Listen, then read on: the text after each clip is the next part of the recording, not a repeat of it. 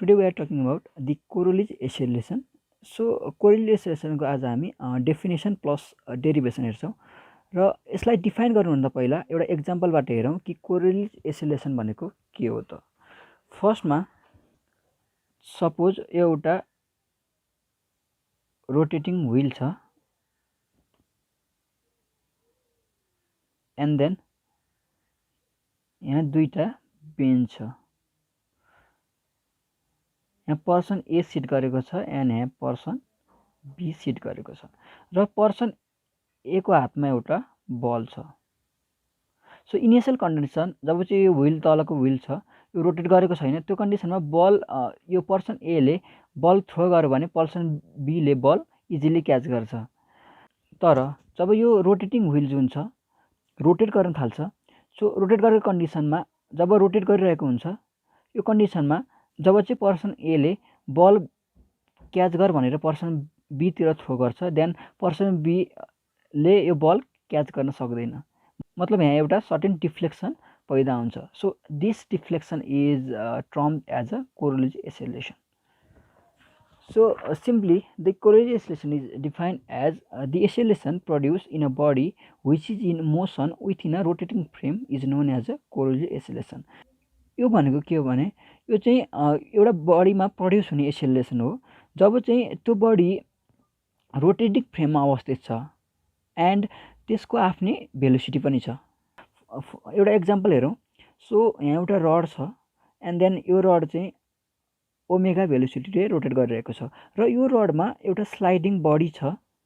So त्यो sliding बडीको velocity कति छ भी छ भनेको यो रडमा यो बडी जुन छ यो बडी चाहिँ स्लाइड गरिरहेको छ विथ अ भेलोसिटी भीले र केही इन्स्टान्स पछि यो रड रोटेट गरेर यो पोजिसनमा पुग्यो एन्ड यो जुन बडी छ यो बडी पनि स्लाइड गरेर टपतिर पुग्यो। सो यही कन्डिसनमा यो बडीमा प्रड्युस हुने एक्सेलरेसन भनेकै कोरियोलिस एक्सेलरेसन हो। यदि यो बडी बी जुन छ यो ए ड्यास पोजिसनमा भएको भए यसमा कोरियोलिस एक्सेलरेसन प्रड्युस हुन्थेन। अब कुरा गरौँ यसको डेरिभेसनको बारेमा। For that let us consider a fixed frame OXYZ and a rotating frame OX-YZ. Then the rate of change of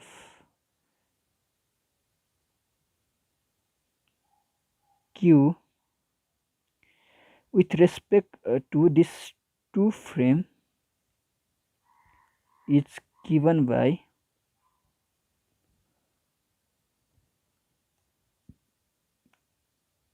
Q dot OXYZ is equal to Q dot OX dash Y dash Z dash plus omega cross R. So this is a very important relation to derive the Coriolis expression for Coriolis acceleration. So यो केसमा के छ यो figure A मा हेरौँ।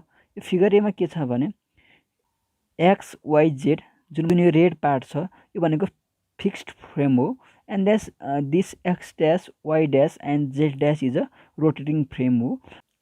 So यो Q भनेको के हो भने हामीले कुनै पनि पार्टिकलको भेलोसिटीलाई डिनोट गरिरहेका छौँ क्यूले। यो ओए भनेको के हो भने यो भनेको instantaneous axis of this rotating frame O X dash Y dash and omega भनेको के हो भने यही इन्स्टान्समा कन्सिडर गरिएको एङ्गुलर भेलोसिटी हो। सो यो रिलेसन थाहा भइसकेपछि हामीलाई कोरियोलिस एक्सेलरेसनको सिम्पली डिराइभ गर्न सक्छौँ। For that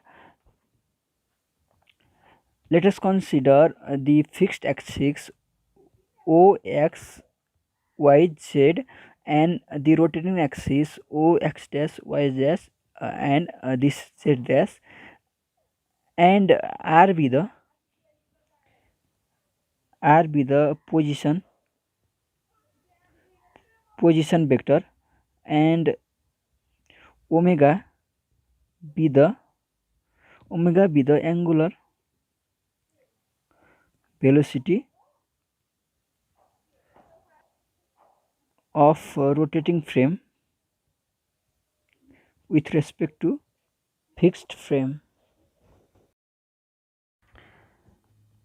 Then the absolute velocity of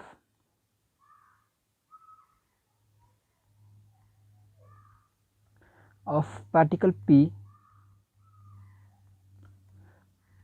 is given by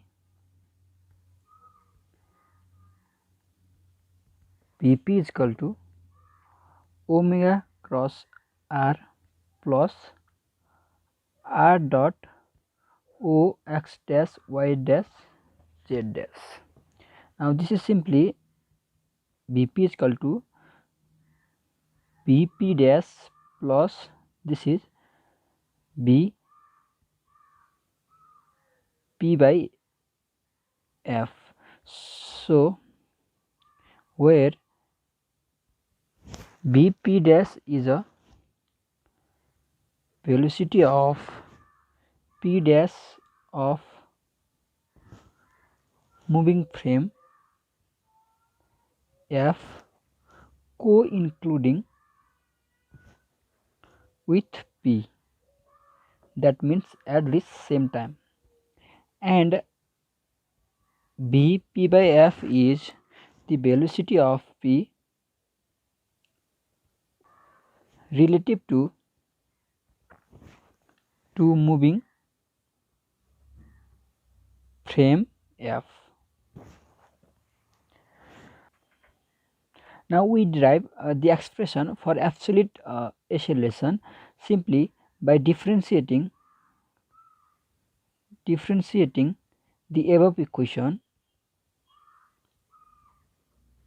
with respect to time and with respect to the fixed frame, that is O, X, Y, Z. So we get this is AP is equal to dy dt of omega cross r plus dy dt of r dot o x dash y dash z dash. First dy dt of omega cross r is equal to omega dot cross r plus this is omega cross r dot this is o x y z, because we differentiated this with respect to the fixed frame. So this is omega dot cross r plus omega cross and this is simply omega cross r plus r dot o x dash y dash z dash.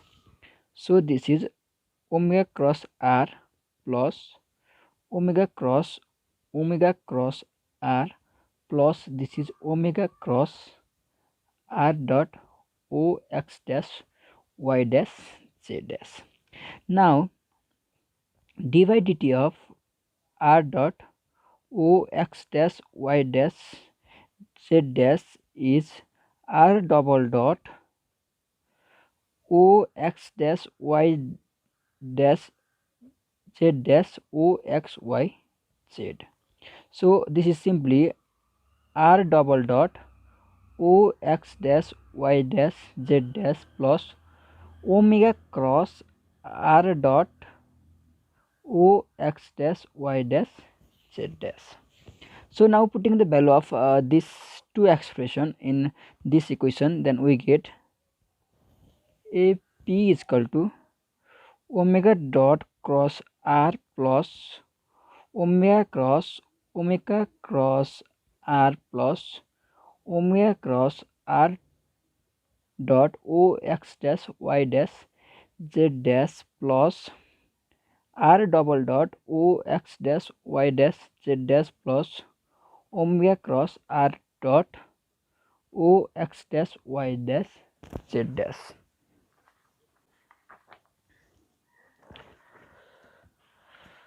So this gonna be AP is equal to omega cross R plus omega cross R plus 2 omega cross R dot O x dash y dash z dash plus this is R double dot O x dash y dash z dash. Now this 2 is AP dash and this is A P by F, and this extra expression is a expression for Coriolis oscillation, that is AC. So we get AP is equal to AP dash plus AC plus A P by F. So where AP dash is equal to acceleration of point P dash of moving frame co-including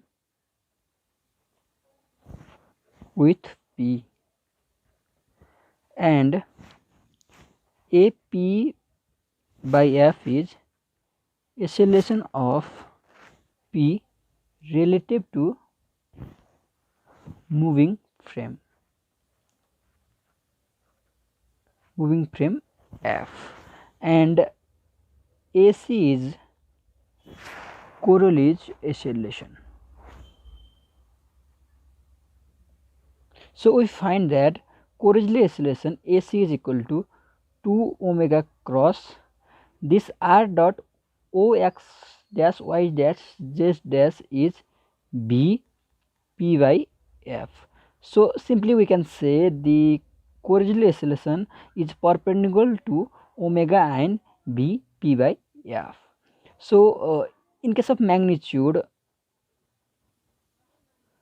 Coriolis acceleration AC is given by 2 omega B P by F. So this is the required expression and the derivation for the Coriolis acceleration. So that's the method to derive the required expression for Coriolis acceleration.